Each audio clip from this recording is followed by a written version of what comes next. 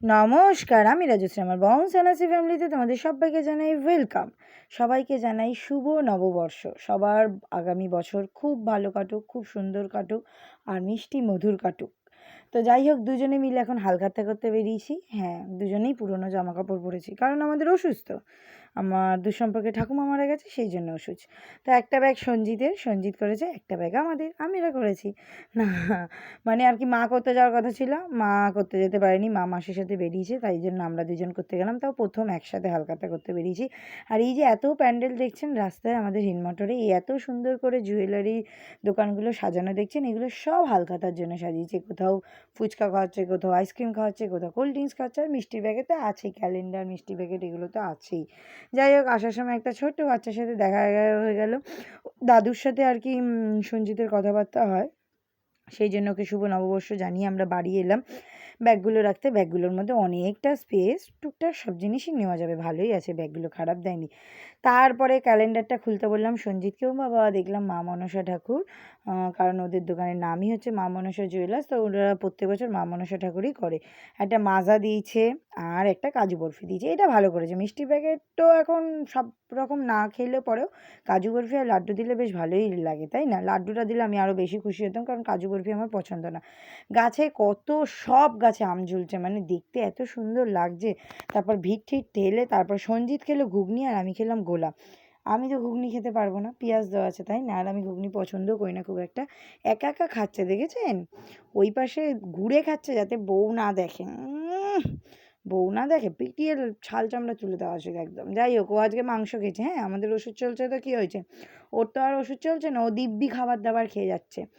আর আমি এখানে গোলাটা নিলাম মিক্সড ফ্লেভারে, প্রথমে কালাখাট্টা দিয়েছে, তারপরে কাঁচা আম দিয়েছে, তারপর অরেঞ্জ দিয়েছে, যেটা খেতে আমার খুব ভালো লাগে। আর এই গোলাটার দাম মাত্র 50 টাকা। এই গোলাটার দামই আগে 20 টাকা ছিল, এখন 50 টাকা হয়ে গেছে। যাই হোক, কষ্টের কথা আর কিছু বলে লাভ নেই, তাই এখন গরমেই এই ঠান্ডা ঠান্ডা গোলাটাই আমার কাছে এখন অমৃত স্বাদের মতন লাগছিল, তাই না? আর আমি প্রায় ১ সপ্তাহ ধরে মিষ্টি খেতে পারছিলাম না, কারণ মিষ্টি খেলে আমার দাঁতের শিরশিরানি এত পরিমাণে বেড়ে যাচ্ছে। তো এইটা খেয়ে ঠান্ডা খেতে পারছি, বাট মিষ্টি খেতে পারছি না কোনোভাবেই। তো সঞ্জিতকে বললাম, খাবি? খা, এনে ব্যাঙ দেবো, ঘন্টা দেবো, ভাগ এখান থেকে। একা একা দাঁড়িয়ে খাচ্ছিলিস না ঘুগনি, আবার এখন চাইতে এসছিস কেন? বলছে আমাকে একটু দে। দিইনি তো আমি, কেন দিতে যাবো, তাই না? তারপর আমরা গেলাম চড়কের মেলা। আজ অবধি আমি চড়ক ঘোড়া দেখতে পেলাম না। সমু আমাদেরকে, মানে যত বছর ধরে সম্পর্ক সমুর সাথে আমাদের, তত বছর ধরেও বলে আসছে, চড়ক দেখবি না, চড়ক দেখতে যাবি না, কিন্তু কোনোভাবেই দেখতে যাওয়া হয় না। ও আরেকটা ব্যাড নিউজ দিই, আমার একটা ছোট্ট ছোট্ট দিদা ছিল। কদিন আগে আমি, মাসি আর মা গেছিলাম ওই দিদাবাড়ি টবিন রোডে। তো ওই দিদাটা মারা গেছে আগামীকাল, মানে মঙ্গলবার দিনকে। বুধবার দিন পয়লা বৈশাখ ছিল, মঙ্গলবার দিন মারা গেছে, স্ট্রোক করে গেছে। খুব একটা বয়স ছিল না, তাও আর কি শরীর খারাপ ছিল, সেই জন্য চলে গেল আমাদের সবাইকে ছেড়ে। যাই হোক, সমু তো কত জোর চুলটা টানলো, তারপরে এই গাছগুলো দেখতে কি ভাল লাগছিল। তারপর মুন্না একটা কানের কিনে দিয়েছি, মুন্নার কাছে বায়না করে আমি কানের নিয়েছি। তো কী হয়েছে, কিনতে পারি না? ও তো কিনে দিতেই পারে, ও তো বড় হয় নাকি? আমি তো ওকে মুন্না দা বলে ডাকি, ও মুন্না বলে ডাকলাম না, সরি। যাই হোক, ওকে তো দাদা বলে ডাকি, ও তো কিনে দিতেই পারে, তাই তো?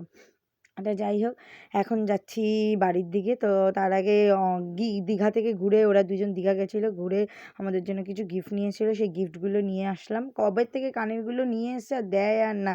আর মধু, তোর জন্য কত গিফট কিনে রেখেছে, তোর সাথে দেখাই হচ্ছে না, তুই প্লিজ ওর সাথে কন্ট্যাক্ট করে গিফটগুলো নিয়ে নে। কতদিন ওর কাছে গিফটগুলো রাখবো বলতো? আমাদের গিফট আমাদেরকে না দিয়েও নিজের কাছে রেখে দিয়েছে। মানে এটা মনির কথা বলছে, ঠিক আছে?